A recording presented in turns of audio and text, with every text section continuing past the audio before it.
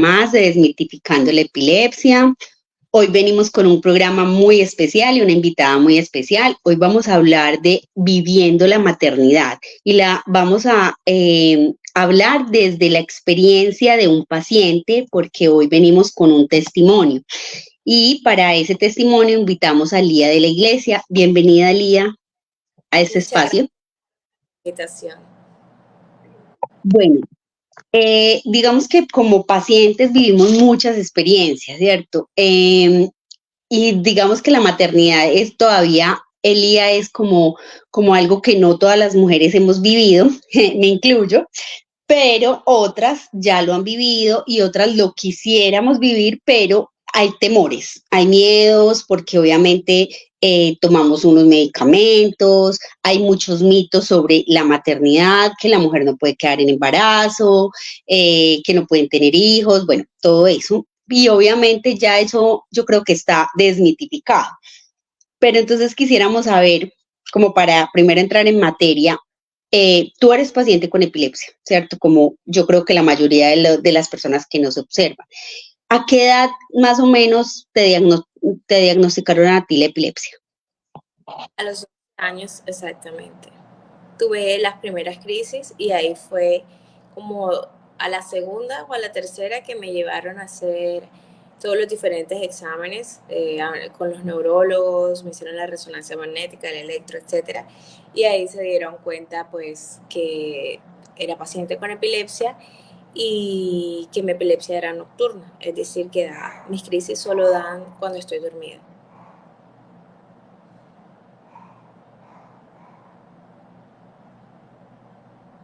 ¿Cómo fue vivir con epilepsia? O sea, ¿cómo fue convivir con ella, obviamente con el diagnóstico? Bueno, mira, ha sido, lo difícil es que nunca he estado 100% controlada. O sea, yo a través de los años he evitado pasar, mis crisis son focales, son nocturnas, son focales. Pero las personas que tenemos crisis focales, no sé por qué razón en algún momento la focal se puede volver una crisis general. Entonces, para ponerlos en contexto, hacemos de cuenta que el cerebro es como si fuera un estadio de fútbol. Entonces, a mí, una tribuna, una sola parte se me activa y ahí es cuando a mí me dan las crisis focales, que por lo general se me manifiestan en medio cuerpo.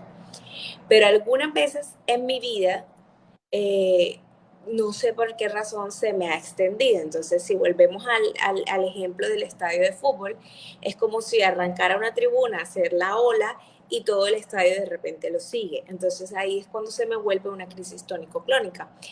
He tenido a lo largo de la vida algunas cuantas. Creo que sobre todo por desinformación, no sabía cómo, o sea, toda la responsabilidad que yo tenía que tener como paciente para evitar esas cosas. Eh, pero fuera del tema de que nunca he estado 100% controlada, a nivel de estigmas o de limitaciones mentales, ha sido muy pocas. Y yo creo que el rol más importante lo ejerció mi primer neurólogo, que el día que me diagnosticó y que me habló de lo que era la epilepsia por encima, porque realmente a los 11 años solo me dijeron que tenía epilepsia, él me dijo que yo tenía una condición de salud que me iba a permitir hacer mi vida normal, que yo era una persona normal y que tener una condición de salud la tenía cualquiera, como si yo en el colegio veía a alguna niña que se inyectaba porque de pronto tenía problemas de azúcar, o la que llevaba una pastilla porque tenía alergia, o la que tenía un puff porque era asmática. O sea, él me trató de bajar mi condición a lo más normal o común, así no lo fuese. Y creo que el habérmelo bajado a ese escenario y me hizo sentir capaz de hacer todo. Y de cuando me preguntaran sobre mi diagnóstico, contarlo con naturalidad y poner el mismo ejemplo, decirle a otras niñas, ah, es tan fácil, es como la que sufre esto, la que sufre esto. Entonces me hizo sentir segura de que lo que yo tenía no era sino una condición más. Eso más el rol de mi familia, que no me limitó y que siempre me empujó a dar lo mejor de mí porque yo era normal. Es decir, si algún día no me estaba bien, yendo bien académicamente o algo, jamás lo íbamos a interpretar como que fuese un problema derivado de la epilepsia, sino que yo tenía que estudiar más, que tenía que hacerlo, etcétera, etcétera. Y entonces como que no me cortaron las alas y al no cortarme las alas me sentí muy normal. Entonces para mí el tema de que nunca estaba realmente controlada del todo, sí es molesto, pero pasó a un segundo plano. O sea, no me quitó las ganas nunca de sentirme igual ni capaz.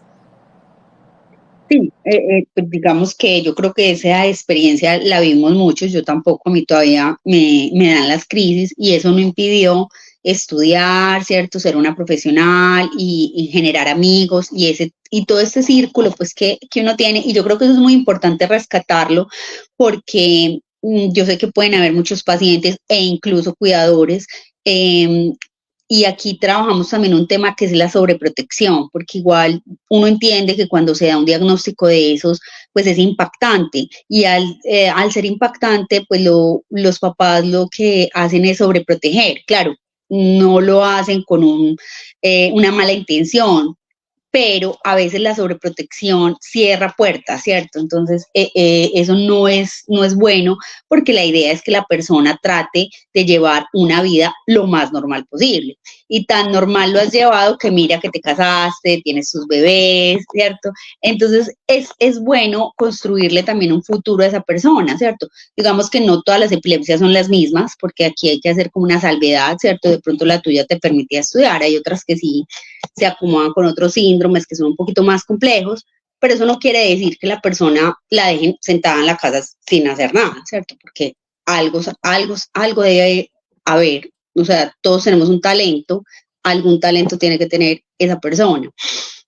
¿Cómo fue, o sea, de pronto, cómo ha sido como un momento un reto que tú digas, lo que la epilepsia más me costó y me retó fue a esto, no sé.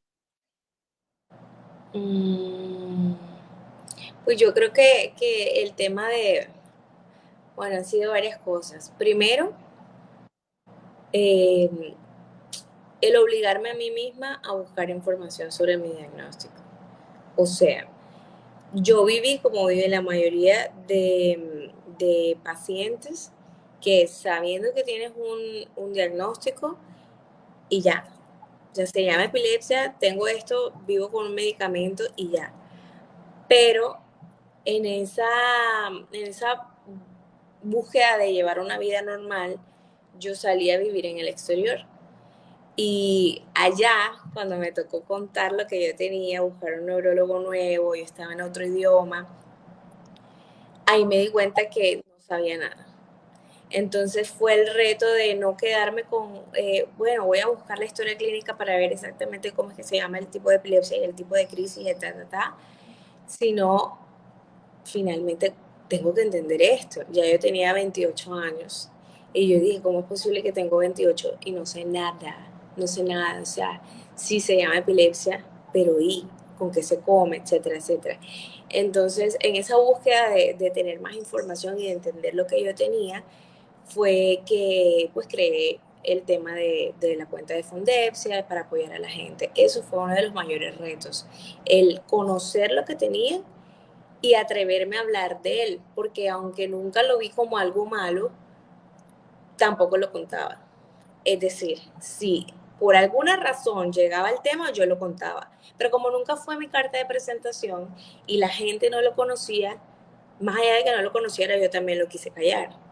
Entonces, como que, bueno, al momento en que te pones la cara al público para bajar información, etcétera, ya tú estás haciendo una aceptación en público y para eso te tienes que instruir. Y luego el segundo reto más grande fue, pues, decidir ser mamá y como no tenía nadie que me hablara de su experiencia desde paciente, tender que confiar. Entonces, yo estoy embarazada en este momento, pero en el primero, o sea, era tener todos los miedos que tiene una mamá normal que no es que seamos anormales, pero lo que quiero decir es todo lo que tiene una mamá la primera vez que estamos en algo súper desconocido y uno tiene nervios, etcétera, más el miedo de pensar, bueno, y si puede algo salir mal, que yo tomo medicamentos, etcétera, etcétera. Entonces fue como que tratar de manejar el tema de la ansiedad y los miedos dentro de la maternidad. Tú dices algo muy importante a entender que entremos en el tema de la maternidad. Y es que es verdad, uno no va por la vida diciendo, yo soy Carolina Ramírez y soy y sufro de epilepsia. O sea, uno no va por la vida así. O sea, uno puede tener, los diabéticos no dicen, me llamo tal y soy diabético. No, ¿cierto? O sea, no sé, y soy insulino dependiente, algo así. Y yo creo que eso es algo que uno lo tiene que saber manejar porque obviamente hace parte de tu personalidad, hace parte de tu vida, no va a cambiar, no se va a quitar, vas a convivir con ella. Y entonces yo creo que ahí es donde está el tema de la aceptación, que es tan importante, que es un paso muy difícil. Yo siempre lo he dicho, es el primer paso, es el más difícil, pero el que hay que hacerlo sí o sí. Y no es un paso que se dé solamente el paciente, eso lo tiene que hacer toda la familia, que es muy importante para los papás, o sea, para la familia también es difícil aceptarlo. Entonces hablas algo de que tú no te presentabas, sí, soy Lía, no, o sea, te tocó hablar el tema y tocó hablarlo. Entonces creo que eso es algo que hay que rescatar. Bueno, ahora entrando en materia, ¿cómo fue lo del embarazo? Tú dijiste, lo voy a planear o quedaste en embarazo, porque sabemos que eso puede pasar, uno puede estar planificando muy bien, pero los métodos fallan, ¿cierto? ¿Cómo fue ese proceso? ¿Tú lo planeaste? ¿Tú planificabas antes? Cuéntanos. Bueno, a raíz de que yo a mis 28 decidí informarme, pero a fondo, pues yo ahí me di cuenta que necesitaba hacer una planeación del embarazo, que eso no se tomaba a la ligera.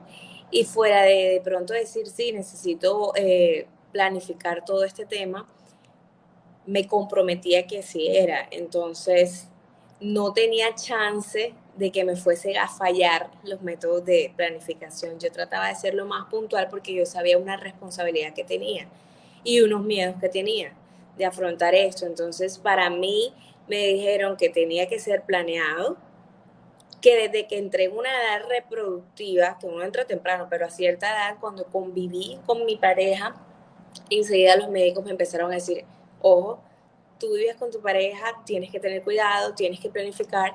Y entre lo que yo leía y me informaba, más lo que ellos me decían, como que siempre tuve presente que el día que yo decidiera ser mamá, tenía que saber que antes tenía que someterme a una planificación. ¿Por qué a una planeación? Porque no sabía si mis medicamentos eran seguros para estar en embarazo, no sabía si las dosis tenían que cambiar, no sabía si estar embarazada significaba mayor probabilidad de tener crisis. O sea, todo eso era muy desconocido para mí y lo que más tenía claro era que muchas veces tienes que cambiar de medicamento. Entonces, con este tema, yo dije, o sea, cuando ya me entró las ganas, el instinto maternal, dije, puedo tener muchas ganas, pero tengo que esperar. Tengo que ir al neurólogo, tengo que hablar, tengo que contar mis medicamentos, mi deseo de ser mamá, y lo que ellos digan, eso es. Y así fue que hice. O sea, el día que decidí ser mamá, lo hablé con mi esposo, pedí mi cita y fui donde el neurólogo a decirle, mira, estos son mis medicamentos y quiero ser mamá, ¿qué tengo que hacer? Debió ser una decisión de todas formas que causa nervios, pues porque obviamente es un estado totalmente diferente que solo lo vivimos las mujeres y que de todas formas, por más que sea, digamos, el hombre el que tenga epilepsia, él no tiene ese bebé 9 meses en el vientre, ¿cierto? Que a veces también surge la duda, bueno, pero es que el hombre no lo conserva, por más que le dé una crisis, pues eso no es lo mismo, no es lo mismo que lo viva una mujer, ¿cierto?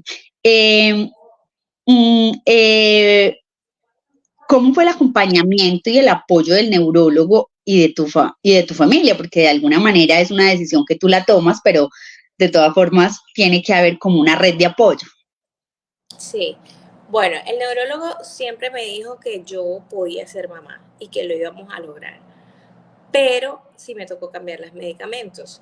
No tenía medicamentos que fueran contraindicados, pero yo en ese momento estaba tomando Keppra y es una medicina nueva, es de la nueva generación de medicinas. Entonces, no es que sea mala, sino que no hay investigación suficiente ni resultados suficientes para decir que es buena ni que es mala. Entonces, hoy en día no es mala. Hoy en día es segura, pero no se sabe si en 5 años o 10 años que hagan una investigación con quienes fueron madres tomando Keppra, la información sea negativa. Entonces, como no hay estudios, tenían que ponerme medicamentos que sí tuviesen estudios a favor, así fuesen más viejitos, pero tenían, o sea, estaba comprobado por estadísticas que tenían baja incidencia en tener problemas teratogénicos o sí, malformaciones, etcétera. Entonces, más no quiere decir que no cabía la posibilidad, pero eran los más seguros. Entonces ahí tienes que hacer como, digamos que un voto de confianza. Entonces el primer reto es, yo estoy controlada, porque fue uno con los que más me controlé, con Keppra, ahora voy a tener que cambiarlo. Y yo tenía monoterapia, es decir, que tenía un solo medicamento, y para llevarme al resultado en el que yo me estaba con Keppra, me tuvieron que poner en ese momento 2 medicamentos. Entonces, ese pedacito de cuando pasé por 2, o sea, era como que me rehusaba la idea de tener 2. Y como si fuera poco, entonces uno de esos no me estaba funcionando mucho y llegó un momento que tuve 3 medicamentos al tiempo. Y ahí sí el problema era yo. Yo era la que peleaba con la idea de tomar 3. O sea, no sé, me aterraba. Pero bueno, al final de un año, duró un año en esto, en probando las dosis, sacando uno, metiendo el otro, etcétera, logré controlarme al año, un año y 2 meses. Me controlé perfecto con 2. Y pues mi familia y el médico me decían todo el tiempo, o sea, no importa que sean 2, pero son 2 seguros, pero tienes que estar bien, ta, ta, ta. Y lo logré, o sea, me estabilicé. Mi familia todo el tiempo me decía, tienes que tomarte las dosis, tienes que confiar en los doctores, y jamás me hablaron de la parte negativa. Siempre me hablaron, hija, tienes que seguir absolutamente todas las instrucciones. Y ya, pero las cosas cambiaron un poco cuando quedé embarazada, porque ya las medicinas no me estaban funcionando por las hormonas que van subiendo y algunas van disminuyendo el efecto de algunas pastillas. Y en pleno embarazo me tocó hacer cambio de medicamentos, ajuste de medicamentos, y creo que esa era la parte que más nervio me daba, porque ya pues tenía mi bebé adentro. Sí, claro, ahí es donde viene como la pregunta, ¿cuáles fueron esos miedos? Porque es normal tener miedo, yo creo, para cualquier situación. Si de pronto en una persona normal que no tiene embarazo y empiezan a cambiarle a uno los medicamentos, a uno le da susto cuando empiezan, este ya no está funcionando, vamos a coger este, ahora tú ya con un bebé y obviamente todo eso. Y quiero recalcar algo que tú dijiste, el Keppra, por ejemplo, es un medicamento muy bueno para las crisis, no sabemos a futuro, es lo mismo que está pasando ahora con las vacunas del COVID, no sabemos, todos nos vacunamos con la que se hayan vacunado, no sabemos si en 10 años vaya a haber algo, esperemos que no, pero bueno, pero no quiere decir que los medicamentos, porque en el embarazo cambie, quiere decir que no quiere decir que sean malos para el control de las crisis, hay que aclarar, ¿cierto? Sino que en las mujeres en embarazo, pues cuando entran en esta etapa, hay una configuración ahí que hay que hacer para que no afecte el bebé, ¿cierto? Entonces, ¿cuáles han sido como esos, te dieron crisis en el embarazo? O sea, de esos miedos, una de tus miedos eran las convulsiones, las crisis en embarazo. Sí, o sea, me daban miedo las focales, que te dije que la mía es focal, y me daban, porque me dan muchas contracciones en la parte izquierda de mi cuerpo. Entonces yo no sabía si al contraer mi cuerpo, que en eso yo estaba contrayendo también el abdomen y eso, si eso era algo malo, si le hacía daño al bebé, bueno. Y me daba miedo peor, que no sé, que se me volviera una tonicoclónica, o sea, una generalizada, eso me daba pavor. Eh, pero sí, con respecto a la pregunta de si tuve más crisis, sí. De hecho, me di cuenta que estaba embarazada porque estaba teniendo crisis. Venía, como te dije, yo planifiqué todo el embarazo, me pusieron 2 medicamentos y logré estar muy controlada por un año. Y de repente me acuerdo que viajé a Estados Unidos a visitar a mi hermana y estando allá en Estados Unidos, primera noche sentí crisis focales. Y yo, qué raro. Segunda noche, tercera, cuarta, quinta. Cuando ya llevaba varios días que yo decía, bueno, pero o sea, esto no es estrés, yo estoy bien, estoy feliz, estoy visitando a mi hermana, ¿qué puede estar pasando? Con ese tema de que yo había investigado mucho sobre mi diagnóstico, había algo en el fondo que me decía, ¿y si estás embarazada? La única probabilidad es que estés embarazada y te estés desajustando por eso. Entonces ya una mañana dije, no, me tengo que hacer una prueba de embarazo porque no le encuentro lógica a este desajuste de repente. Y en efecto, estaba embarazada. Entonces ahí me tocó ya pues consultar no solo con el ginecólogo, sino con el neurólogo, porque se supone que me preparé para estar controlada en un embarazo y de repente descontrolada. No sabía que eso podía pasar. Y luego me explicaron en el proceso que a medida de que esa hormona va aumentando, tienes que ir haciendo ajustes en las dosis. Entonces, probablemente tú tienes una dosis antes y cuando quedas embarazada algo tienes que ajustar. Y por lo general, ya cuando empiezas el tercer trimestre sobre todo, pero te puede pasar en el segundo y luego en el tercero, te toca seguir ajustando dosis. Entonces uno está con ese miedo, pero ¿será que ya yo tomo mucho? ¿Será que estoy en la máxima del día? O sea, no son nervios que a uno le dan como mamá, pero pues obviamente uno tiene que seguir las instrucciones que ellos les dan para estar controlado en el embarazo. Por acá hicieron una pregunta que si las crisis, espérame, que si en tu embarazo fueron las crisis, que si fueron diferentes las crisis convulsivas, o sea, si te dieron diferentes, o como tú hablas siempre, como la tuya la focal, pues siempre te dio focal o trató de cambiar. Nunca me pasó de una focal a una generalizada. De hecho, eso no me pasa hace muchos años. Me cambió la frecuencia. Me dieron mucho más frecuentes. Eh, y una que otra fueron más fuertes de lo normal. Pero ahí era el momento en el que yo ya llamaba a mi neurólogo y me decía, oye, pero ¿cómo no me venían llamando si las estabas usando? No te las aguantes, tienes que llamarme enseguida y tenemos que subir porque, de hecho, como te comenté, yo venía controlada con dos, me desajusté cuando quedé embarazada, que me estaban dando crisis, y ahí me contacté con con un neurólogo que no me había contactado antes y fue el que me dijo, espérate, para las focales tú deberías estar tomando esto, esto y esto. Y tú tienes que hacer un voto de confianza. Por favor, no leas,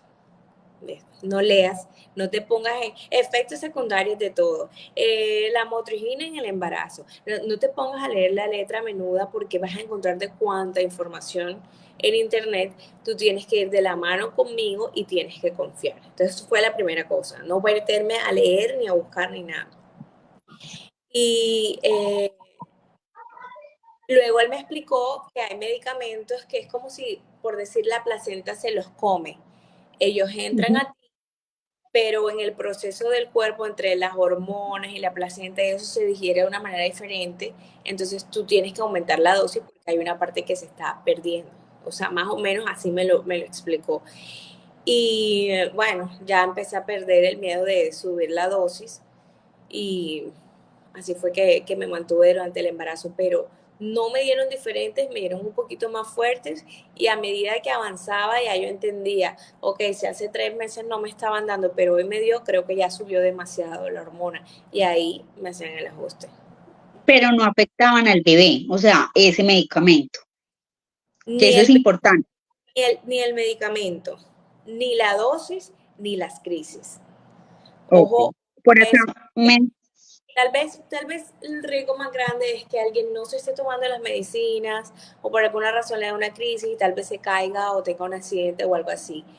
Pero, o sea, una crisis, no sé, larguísima, un, un estatus epiléptico, no sé, que ya llegue a faltar el oxígeno o algo así. Pero ellos trataron de tranquilizarme diciendo, o sea, no importa lo que te vaya a dar, tu bebé está dentro de ti, está cuidado y está bien. O sea, tienes que tratar de relajarte porque obviamente el estrés no es bueno para nosotros los pacientes con epilepsia. Tienes que tratar de relajarte y de confiar que tu bebé va a estar bien. por acá nos hacen una pregunta y es que si tu embarazo fue de alto riesgo o fue normal, o Bueno, te no, lo catalogaron en algún momento en alto riesgo. fue normal. Lo que pasa es que tenía que ir, o sea, a nivel ginecológico, yo fui normal. Es decir, cuando digo fui normal, no es que sea yo normal, sino que fui a mis controles de manera normal. Al inicio del embarazo, cada 3 o 4 semanas, una ecografía, y luego a partir de la semana 32, cada 15 días tenía control, y a partir de la semana 36 es semanal. Eso es Lía, Carolina, Juana, Petra, todo el mundo con y sin epilepsia. Me lo manejaron así. Siempre y cuando, obviamente, me estaban preguntando, ¿estás controlada? ¿Estás de la mano del neurólogo?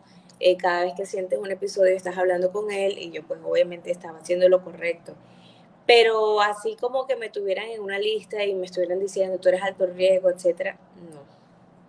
Yo creo que eso también pasa en los embarazos normales. Habrán mujeres que pues pueden ser de alto riesgo y otras que no, ¿cierto? Eso también cada cuerpo es como el cerebro, o sea, podemos tomar exactamente el mismo, tener el mismo neurólogo, tomar el mismo medicamento, pero tu cerebro y el mío no son lo mismo. Entonces, seguramente también pasa así en los embarazos. Hay mujeres que uno las ve súper jóvenes y uno dice, no, pues va a ser perfecto, y mentiras que las colocan en alto riesgo. Entonces, creo que eso también depende mucho del cuerpo de cada uno. Aparte del organismo, también depende de cada embarazo. Mi primer embarazo, por ejemplo, cuando te hacen los tamizajes y eso, siempre me salió, o sea, me salió todo normal y bajo riesgo de preeclampsia, que en ese caso no es el bebé, sino yo. Pero en este segundo embarazo, en el primer tamizaje, que miden como la presión arterial de las arterias uterinas, no la mía siempre estaba bien, sino de las arterias uterinas, y eso te arroja una probabilidad de preeclampsia. Y a No, mí en el primero me salió alto riesgo de preeclampsia, que no me salió okay. con el segundo, ni tiene que ver con la epilepsia, ni tiene que ver con mi medicina, no tiene que ver con nada. Entonces, pues me pusieron una pastilla que te dan aspirina en las noches hasta la semana 36 creo. Entonces yo estoy tomando aspirina en las noches y cuando hicieron el segundo tamizaje ya me salía bajo riesgo de preeclampsia porque estoy ya controlada con eso. Pero no tiene que ver con epilepsia ni nada, y tampoco cuando me salió el alto riesgo de preeclampsia, tampoco me dijeron tu embarazo es de alto riesgo. No, me pusieron una pastilla para eso y ya.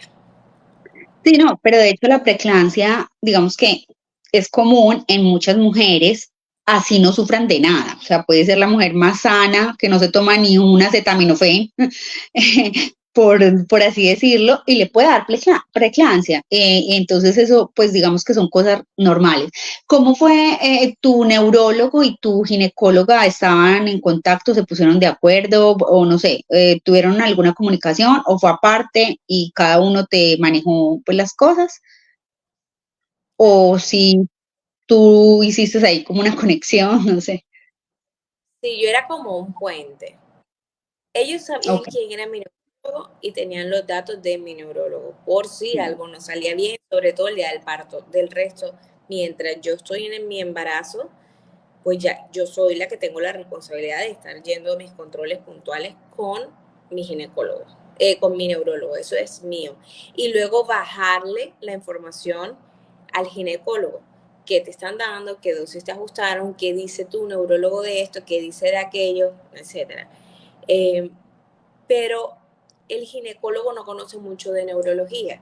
Entonces Sí. tú al principio le dices, yo tomo esto, y delante de mí buscaban y me decían, pero sale tal cosa, pero ¿qué te dice tu médico? No, mi médico dice que ha atendido muchas mujeres en embarazo, que le ha puesto ese medicamento y que tengo que confiar. Si él te dio el aval y si te lo escribió y lo está en tu historia clínica, vale, seguimos adelante, ya. ¿Cuáles fueron esos cuidados que te sugirieron? O sea, todas las mujeres en embarazo tienen algunos cuidados. ¿O te sugirieron algunos cuidados extra por las crisis Bueno, o o no? sea, lo normal siempre es que los doctores te mandan a dormir bien, a no estresarte, pero eso te lo mandan con y sin embarazo. Solo te hacen como una salvedad de, mira, trata de no olvidar por nada del mundo tu medicamento, porque ahora es mucho más importante que te lo tomes. Trata de dormir, mira que tienes que tratar de dormir más adelante por las ganas recurrentes de ir a orinar, por el insomnio propio del embarazo, etcétera, tal vez pierdas la calidad de sueño. Entonces, en los primeros mesecitos trata de dormir todo lo que puedas. Y el ácido fólico. Que el ácido fólico, cuando eres una persona diagnosticada con epilepsia, tú tienes que tomar 5 miligramos diarios. Una mujer sin epilepsia toma, creo que es un miligramo diario.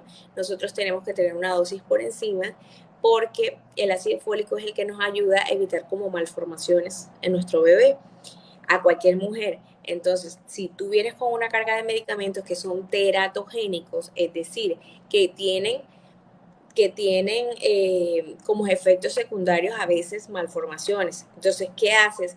Lo que tienes que hacer no es dejar de tomar tu medicamento ni suspenderlo porque es que qué miedo que me venga. No, lo que tienes es que seguir tu medicamento, tomar puntualmente Ujú. ácido fólico y que tu ácido fólico sea sí o sí por encima de la dosis normal y tiene que ser 5. No es que, ay, no encontré el de 5 miligramos, entonces me llevo la caja de uno y después compro el de 5. No, siempre tiene que ser 5 miligramos. Y no empezarlo, ay, quedé embarazada, salvo que te diste cuenta al mes porque no Ok. planificaste, entonces listo, ahí te tocó empezarlo. Pero cuando yo me estaba preparando para el primer embarazo, todo ese tiempo que yo cambié de medicamentos y etcétera, que narré ahorita, todo ese tiempo tomé ácido fólico.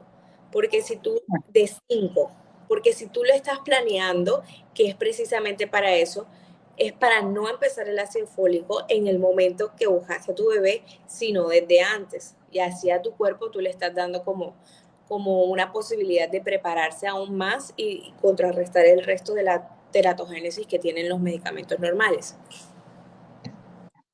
¿En algún momento te dijeron que el niño podía venir con epilepsia o pues alguna, ¿no?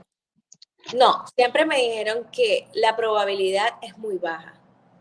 No es nula, pero es muy baja. Por lo general no se transmite así. O sea, por lo general no son epilepsias que se heredan. Entonces, más del 80 y pico por ciento de probabilidades son a favor de que tu bebé no venga con epilepsia. No es que no pueda, pero digamos que de los riesgos que tratan de minimizar más que todo son malformaciones y cosas que no estén bien. Y no es que te estén diciendo que no, o sea, siempre te dicen, tu hijo va a ser normal, las probabilidades son muy bajas. O sea, varios médicos que me vieron, todos me dijeron lo mismo, que las probabilidades no eran nulas, pero eran muy bajas. Sí, y normalmente la epilepsia hereditaria, cuando uno la busca, o sea, si uno la llega a buscar, el porcentaje también es muy bajo. O sea, siempre dicen, o sea, el tema de la herencia es muy baja. Ahora, ya que sea genética y esta otra cosa, también ya tienen otros porcentajes, pero eso ya la parte genética es tan difícil como manejarla. Pero la parte también de la epilepsia hereditaria, pues es un porcentaje muy bajo. Y de hecho, Bueno, como para, la ¿sí? mayoría de los pacientes que yo conozco son el primer caso o un caso aislado. O sea, es raro que venga en cadena. No es que mi abuela, mi mamá y yo. Es raro. O sea, creo que si he conocido un caso, de los tantos que he conocido, es mucho. ¿Me entiendes? O sea, siempre he conocido personas que son el primer caso en la familia. O hay epilepsia familiar, o sea, un primo, el primo segundo, un tío que ya se murió, pero eso no significa hereditaria, eso significa familiar. Hereditaria es directo, o sea, mi mamá. De padre a hijo, de madre a hijo, de padre a hijo. No, normalmente aquí hay un comentario donde ella dice, yo tengo epilepsia y mi hija no. Y es normal que la hija no salga. Y es verdad, la hereditaria es directo. Las familiares sí, el tío, yo no sé qué, tercero, y uno se entera después de muchos años, porque esa es otra cosa, en las familias la manejan como un tabú, nunca cuentan, y cuando aparece el caso es que ahí medio empiezan, eso es importante contarlo, si hay de verdad alguien ahí, cuéntenlo, porque para el médico eso es muy valioso, y es lo primero que le preguntan a uno en la consulta, ¿hay alguien en la familia? Y uno se queda como, no sabemos, y empiece a buscar el árbol genealógico. Entonces es importante saberlo porque cuando uno quiere planear algo así, es importante saber qué enfermedades hay en la familia y eso es muy normal que te lo pregunte un médico. Entonces eso es súper importante. Y bueno, como para terminar con nuestra invitada, ¿pudiste hacer una vida normal durante el embarazo? O sea, que tú dijeras, voy a salir, comer. Absolutamente normal. Incluso en los momentos que yo te dije que he estado descontrolada por el tema de la hormona y que me toca tomar un nuevo medicamento, yo aumento la dosis y lo que sea, pero hago mi vida normal. Y de hecho, yo entrenaba. En el primer embarazo entrené como hasta la semana 36, por ahí. Y no con pesas ni nada así, pero sí hacía cardio, caminaba y hacía pesas muy livianas en casa, tenía un entrenador que me guiaba qué hacer, etcétera. Y hice pilates con el primer embarazo. Y en el segundo, no he sido tan juiciosa, pero ya eso es por un tema mío, pero sí trato de hacer todas las semanas cardio. Yo esta vez no estoy haciendo pesas, sino cardio. Camino 40 minutos en el gimnasio, voy a la caminadora a una velocidad moderada que yo pueda respirar tranquila, sin excesos ni nada. Pero en estos momentos, por ejemplo, estoy en el 8º mes y todavía voy y camino al gimnasio. Sí, no, sí, igual, de hecho hay ejercicios, gimnasia para mamás, ¿cierto? Para embarazadas, incluso hay unos ejercicios que eso les ayuda también para el parto, para preparar el cuerpo en el momento del parto, porque, pues, a ver, no todas lo tienen por normal, otras por cesárea, bueno, eso ya depende, pues, como de cada cuerpo, pero es importante entrenar. La gente dice, no, quédese quieta, y realmente la quietud no es lo más benéfico y hay que entrenar el cuerpo. Entonces yo creo que, bueno, te deseamos mucha suerte con ese bebé que van a hacer.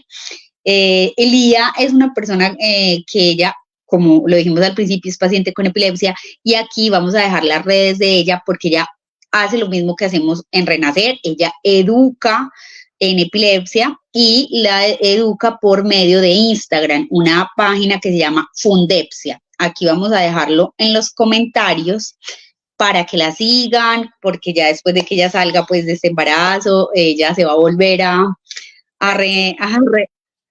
sí, va a volver a todo esto a enseñar y la vamos a tener acá también en Renacer, apoyándonos en lo que ella pueda, pues no solo con su testimonio, sino haciendo invitaciones con médicos, porque sabemos que todavía necesitamos mucha educación y que, bueno, esto es lo que nos llama la atención y que son personas que han salido adelante. Y esa es la idea, mostrarles un testimonio más de que se puede llegar a ser mamá. Muchas gracias. Mira, muchas gracias por aceptar la invitación. Muchas gracias a ti por abrir este espacio porque de verdad es muy bueno escuchar testimonios de pacientes. Yo hubiese querido mucho escuchar antes de ser mamá primeriza esto de boca de otro paciente y pues me da mucha felicidad poder compartirlos con otras que espero que a alguien le dé un parte de tranquilidad y se anime a ser mamá. Claro que sí. Bueno, feliz noche a todos y los esperamos dentro de 8 días con otra invitada muy especial. Bye bye.